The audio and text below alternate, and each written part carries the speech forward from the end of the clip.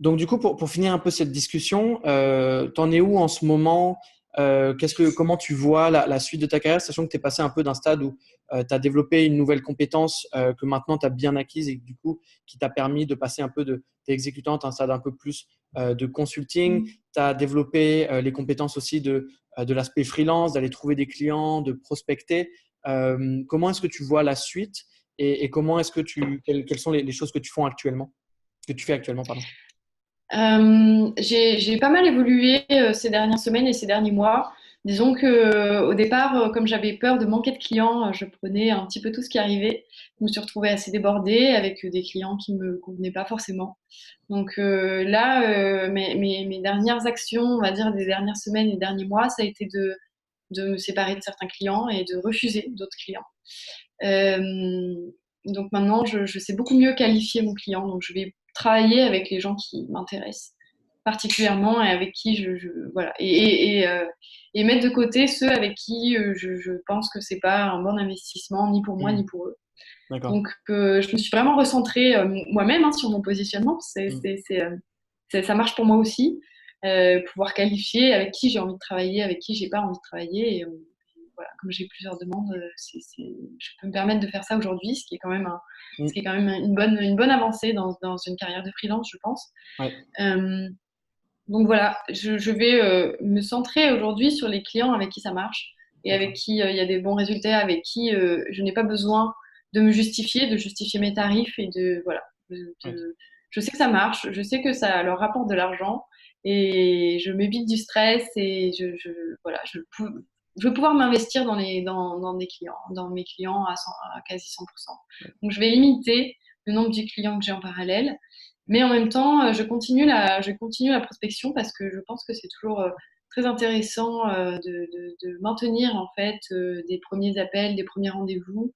Quitte à dire non, c'est pas grave, j'affine mon avatar comme ça et ça me permet de rester toujours au contact de mes prospects. Hmm. Euh, et donc voilà Ouais. pour la suite. Et tu mentionnes le fait que tu as fait toi-même un travail sur ton propre positionnement, ce qui est, j'imagine, encore plus dur à faire que quand tu aides les gens à travailler sur Et leur c'est propre très très dur. positionnement parce que tu n'as pas le point de vue externe. Comment est-ce que tu as Ouais. travaillé sur ça et t'en es où sur cette réflexion? Comment est-ce que tu vois la valeur que tu apportes, en fait, c'est quoi? Ben, quelque part, mon positionnement, il a découlé un petit peu assez naturellement de mon parcours et des clients avec qui j'ai travaillé, enfin des clients avec qui j'ai discuté surtout, D'accord? de mes prospects. Comme je te l'avais mentionné au départ, pour moi, la vente, c'est quelque chose j'avais une grosse idée reçue sur la vente. C'est quelque chose de mal, c'était quelque chose où c'était agressif, il fallait dire que notre produit c'était le meilleur et se placer en tant que meilleur, etc. Et le copywriting m'a fait beaucoup changer de point de vue sur la vente. Et me vendre moi-même m'a fait aussi beaucoup changer sur ça.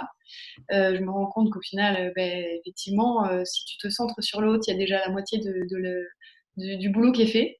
Hmm. Et, euh, et au final, mon positionnement à moi, parce que j'ai l'impression que c'est quelque chose qui revient et très très souvent dans mes appels de qualification client, c'est de remettre de l'authenticité dans les messages de vente et vraiment réaligner le client avec ses valeurs, mettre en avant sa personnalité et aller extraire tout ce qui est le plus important, c'est-à-dire d'aller vraiment regarder dans le détail, mais sublimer vraiment leur offre. Donc au-delà de la promesse d'augmentation de chiffre d'affaires, c'est vraiment que mon client soit aligné avec ses valeurs et avec un message de vente qui lui va à 200%. D'accord. Et j'aime bien travailler avec des gens qui sont vraiment passionnés par ce qu'ils font, Hmm. qui n'ont pas juste une idée, voilà, je veux faire de l'argent facile sur Internet. Je trouve que la passion, ça se transmet et que quand le client arrive à me transmettre sa passion, c'est gagné. C'est gagné parce que quand on écrit de manière passionnée, ben, les gens, ils ressentent ça. Ouais. Donc vraiment, mon positionnement, il est sur du marketing beaucoup plus authentique. D'accord. Euh, qui marche et qui marche et puis voilà les conversions Viennent en viennent conséquence. ensuite Ouais. viennent en conséquence D'accord. exactement. Du coup, pour tous les gens qui nous écoutent et qui aimeraient te poser des questions ou rentrer en contact avec toi, où est-ce qu'on peut te retrouver? On peut me retrouver bah, du coup sur mon profil LinkedIn D'accord. C'est Leslie Gégout, donc Gegout, ou alors sur mon site directement www.marketing-authentique.fr. Super. Et pour conclure ça, du coup, on a parlé de Copywriting Mania, de la formation La Solution.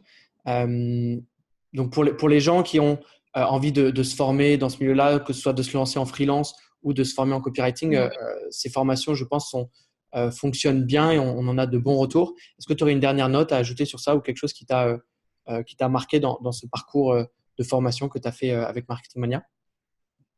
Moi, je trouve effectivement, en fait, bon, pour tout vous dire, j'ai acheté 3 formations chez Marketing Mania. J'ai acheté Copywriting Mania, j'ai acheté la solution qui est pour les freelances et le plan de 90 jours qui est plutôt organisationnel. Et en fait, la combinaison des trois vraiment m'a aidé à aller beaucoup plus vite. D'accord. Ça a été beaucoup plus vite que ce que j'imaginais.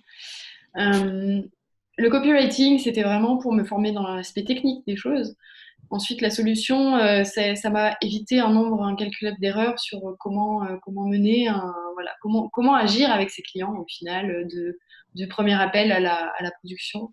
Et après, le plan de 90 jours, ça m'aide à structurer Mhm. où est-ce que je veux aller, voilà, me poser les bonnes questions au moment surtout, et D'accord. produire quand il faut produire et réfléchir quand il faut réfléchir. Et du coup, c'est vrai qu'on n'a pas mentionné cette formation, la méthode des 90 jours dans l'appel. Juste pour savoir, et comment est-ce que tu t'organises quand toi, tu as tes propres plans de 90 jours et quand tu travailles avec des clients, Ouais. est-ce que tu leur proposes de travailler sur 90 jours ou comment tu Ouais. fais?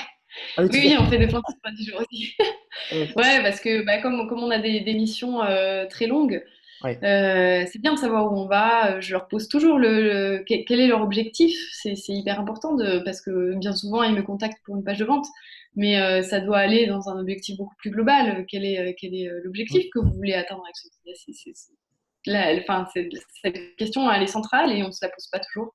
Et, euh, et donc, au fur et à mesure, on découpe en plan de 90 jours. Voilà, on va mettre ça en place, puis ça, puis ça, puis ça. Prioriser, c'est quand même hyper important. Donc, je le fais bien sûr avec mes clients. Ouais, c'est intéressant de voir que tu l'as appliqué à toi-même et que tu l'as aussi appliqué dans tes méthodes de travail avec tes clients, d'avoir Ouais, cette approche ouais, de c'est quoi mon objectif à long terme, mon objectif à un an et du coup, pendant les 3 prochains mois, sur quoi on va se concentrer, c'est intéressant. j'aime bien cette notion dans le plan de 90 jours d'étoile du Nord. C'est vrai il y a quelque chose comme ça où on sait. Donc moi, mon plan de 90 jours, je l'affiche dans les toilettes. Donc, donc, à chaque fois, je vois où est-ce que je dois aller, tu vois. C'est vraiment Ah, c'est intéressant. l'endroit où on est obligé de passer tous les jours et on n'a rien à faire. Ouais, Donc je vois toujours où est-ce que je dois aller. Et voilà, ça me rappelle ouais, que tous les jours, voilà. Moi, j'ai des objectifs de facturation, mais pour d'autres clients, enfin, pour différentes personnes, ça peut être d'autres objectifs. Mais c'est vrai que ça rappelle un petit peu où est-ce qu'on va et comment on fait pour y aller. Et est-ce qu'on est au clair avec ça? d'accord. Est-ce que je mets bien en place les bonnes actions tous les jours quand je me lève le matin? Est-ce que je sers bien cette étoile Ouais. du Nord? Donc, Donc, c'est intéressant.